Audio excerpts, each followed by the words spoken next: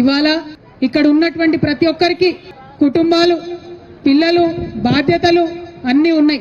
అది జాగృతి కార్యకర్తలు కావచ్చు, యూపీఎఫ్ నాయకులు కావచ్చు, తరలి వచ్చినటువంటి విద్యార్థులు కావచ్చు, అందరికీ కూడా పర్సనల్ బాధ్యతలు ఉన్నాయి. అయినా ఇక్కడికి ఎందుకు వచ్చినాం, ఏం పట్టుదలత కోసం వచ్చినాం, ఏం పంతంతో వచ్చినాం, ఎందుకు పిడికిలు బిగించి ఇంతమంది ముందుకు వచ్చినాం అన్న విషయం చాలా సీరియస్ గా ఆలోచన చేసుకోవాలి. ఇవాళ తెలంగాణ రాష్ట్రం వచ్చిన తర్వాత సబ్బండ వర్ణాలు, సబ్బండ వర్గాలు అందరం కూడా సంతోషంగా బాగుండాలనే తెలంగాణ తెచ్చుకున్నటువంటి తెలంగాణలో అనేక మంచి పనులు చేసుకున్నాం. ఇంకా చేసుకోవాల్సిన పనులు కూడా ఎన్నో ఉన్నాయి.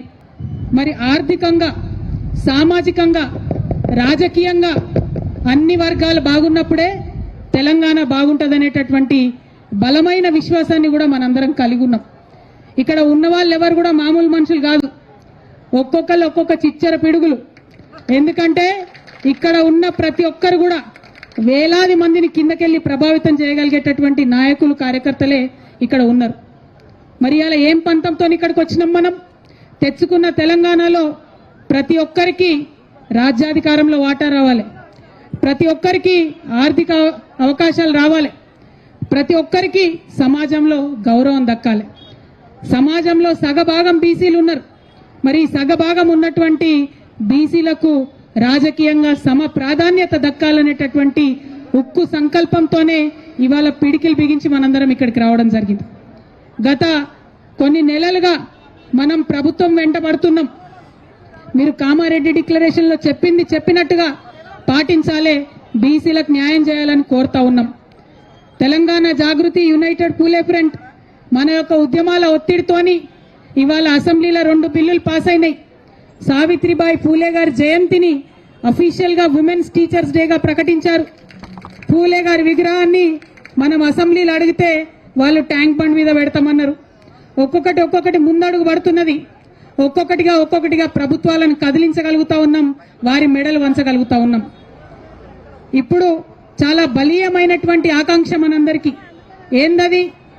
ఇవాళ జరుగుతున్నటువంటి లోకల్ బాడీ ఎన్నికలలో, రేపు తెలంగాణలో జరగబోయేటటువంటి స్థానిక సంస్థల ఎన్నికల్లో డిక్లరేషన్, కామారెడ్డి డిక్లరేషన్లో చెప్పిన విధంగా 42% రిజర్వేషన్ ఇచ్చి తీరాల్సిందే అని ఇవాళ ఇక్కడ కూర్చున్నాం. 42% రిజర్వేషన్ కోసం 72 గంటల నిరంతర నిరాహార దీక్ష కోసం ఇవాళ ఇక్కడ కూర్చున్నాం. ఇది రాజకీయ పోరాటం కాదు, ఇది ఆత్మగౌరవ పోరాటం. బీసీల ఆత్మగౌరవం కోసం జరుగుతున్నటువంటి పోరాటం, గాంధీ గారు చూపించినటువంటి మార్గంలో మనం చేస్తున్నటువంటి పోరాటం. గాంధీ గారు ఏం చెప్పారు మనకు? మీకేదన్నా అంశం సాధించాలంటే, ఎవరి ఆకాంక్షలన్నా ముందుకు తీసుకొని వెళ్ళాలంటే హింస వైపు వెళ్ళొద్దు, మనల్ని మనమే కష్టపెట్టుకోవాలి. అందుకే ఇవాళ మేము ఉక్కు సంకల్పం తీసుకున్నాం. నాతో పాటు ఇవాళ ఇక్కడ యునైటెడ్ పూలే ఫ్రంట్ కన్వీనర్ బొల్లా శివశంకర్ గారు, యునైటెడ్ పూలే ఫ్రంట్ కో కన్వీనర్ హరి గారు, విజయేంద్ర సాగర్ గారు, కోల శ్రీనివాస్ గారు, కుమారస్వామి రజక గారు, రాచమల్లి బాలకృష్ణ నాయి బ్రాహ్మణ గారు, సురేందర్ ఆరేకటిక గారు, గోపు సదానందం గారు, ప్రవీణ్ వంజర గారు, రామ్ కోటి గారు, వీళ్ళందరూ కూడా 72 గంటల నిరాహార దీక్ష నాతో పాటు చేయడానికి ఇక్కడ సిద్ధపడి ఇక్కడ కూర్చున్నాం. ఇంకా మా ఆడబిడ్డల పేర్లన్నీ కూడా వస్తున్నాయి, వచ్చినాక అవి కూడా అనౌన్స్ చేస్తాం. మరి ఇంతమంది ఇక్కడ కూర్చొని ఎందుకు నిరాహార దీక్ష చేస్తా ఉన్నాం? అనేక రకాల పోరాటం చేసినాం, రాజకీయంగా అడిగినాం, రౌండ్ టేబుల్ సమావేశాలు పెట్టినాం, ప్రెస్ మీట్లు పెట్టినాం, మాకు కావాల్సింది ఏంది, ఆకాంక్ష ఏందని చెప్పడం జరిగింది. కానీ ప్రభుత్వంలో చలనం లేదు. ఇవాళ బిల్లు పాస్ అయి బీజేపీ మీద నూకేసి చేతులు దులుపుకుందామని కాంగ్రెస్ పార్టీ చూస్తుంది.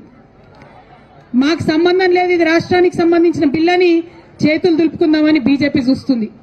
ఈ వేదిక నుండి స్పష్టంగా ఇవాళ నేను ఛాలెంజ్ చేసి రాష్ట్ర ప్రభుత్వాన్ని, గౌరవ ముఖ్యమంత్రి రేవంత్ రెడ్డి గారిని అడుగుతా ఉన్నాను. నిజంగా మీరు బీసీల పక్షపాత అయితే, నిజంగా 42% మీరు పెట్టిన బీసీల బిల్లు చిత్తశుద్ధితో పెట్టిందైతే, ఏదైతే బీజేపీ చెప్తుందో ముస్లింలకు ఉందేమో అనే అనుమానంతో మేము ఆపుతున్నామని చెప్తున్నారు. ఇవాళ కాంగ్రెస్ పార్టీ మీరు స్పష్టత ఇవ్వండి. మీరు ఇవాళ ప్రెస్ మీట్ పెట్టండి.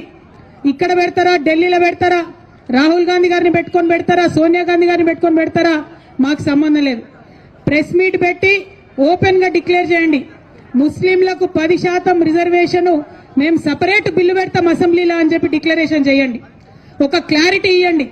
దాంతో ఏమైతుంది, ఇప్పుడున్న 42%లో ముస్లిం మైనారిటీల రిజర్వేషన్ దీంట్లో ఇంక్లూడెడ్ కాదు, ముస్లింస్ కి సపరేట్ గా 10% రిజర్వేషన్ పెట్టాలని చెప్పి మేము డిమాండ్ చేస్తా ఉన్నాం.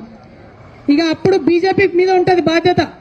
ఈ 42%లా ముస్లింస్ లేరనే విషయాన్ని కాంగ్రెస్ పార్టీ క్లారిటీ ఇవ్వాలి. ఒకవేళ ముస్లిం సోదరులకు ఉంటే ఆ విషయం కూడా క్లారిటీ ఇవ్వాలి. కానీ మీరు ఏ విషయం చెప్పకుండా మేము బిల్లు పాస్ చేసినాం, బీజేపీ వాళ్ళు సంతకాలు పెడతలేరని మోసం చేయొద్దని చెప్పి మాత్రం కాంగ్రెస్ పార్టీని మేము డిమాండ్ చేస్తా ఉన్నాం. మేము ఇక్కడ 72 గంటలు కూర్చుంటాం. ఈ 72 గంటల్లో మీరు ఢిల్లీలో రేపటి నుంచి మీ అగ్రనాయకులు కలుస్తా ఉన్నారు. ముఖ్యమంత్రి గారు నేను డిమాండ్ చేస్తా ఉన్నా, వాళ్ళ పర్మిషన్ తీసుకోండి. ఎందుకంటే ఢిల్లీలో పర్మిషన్ ఇవ్వండి, గల్లీలో వీళ్ళు కుర్చీలో కూడా కూర్చునే పరిస్థితి లేదు. కాబట్టి ఢిల్లీలో మీ అగ్రనాయకుల పర్మిషన్ తీసుకోండి. ఈ 42% బీసీలకు సపరేట్ గా పెట్టండి, 10% ముస్లింల కోసం సపరేట్ గా పెట్టండి. ఆ క్లారిటీ ఇవ్వండి, ఆ స్పష్టత ఇవ్వండి. ఆ తర్వాత బీజేపీ గనక సంతకం పెట్టకపోతే, గవర్నర్ గారు గనక సంతకం పెట్టకపోతే మేము ఈ దీక్ష ఇక్కడ కాదు ఢిల్లీకి పోయి జంతర్ మంతర్ మీద అక్కడే చేస్తామని కూడా ఈ సందర్భంగా మీకు తెలియజేస్తా ఉన్నా. ఈ స్పష్టత ఇవ్వకుండా, ఈ క్లారిటీ ఇవ్వకుండా నువ్వెంత అంటే నువ్వెంత, తూకిత్తా అంటే తూకిత్తా అని కాంగ్రెస్ బీజేపీ కూడా ఇద్దరు కలిసి మోసం చేసే ప్రయత్నం చేస్తున్నాయి. బీసీ బిడ్డలను మభ్యపెట్టే ప్రయత్నం చేస్తున్నాయి. ఈ ప్రయత్నాన్ని మాత్రం మేము ఎట్టి పరిస్థితుల్లో సఫలం చేయనిచ్చేది లేదు. ఇక రెండో విషయం, మేము 72 గంటలు దీక్ష చేస్తాం, మేమే అన్నం తినం, మేమే నీళ్లు తాగం, 72 గంటలు ఇక్కడ కూర్చుంటాం మా బీసీ బిడ్డల కోసం అంటే ప్రభుత్వం భయపడుతోంది, పర్మిషన్ ఇస్తలేదు. ఇవ్వాలంటే మనం 10 నుంచి 4 వరకే ఉండాలంట.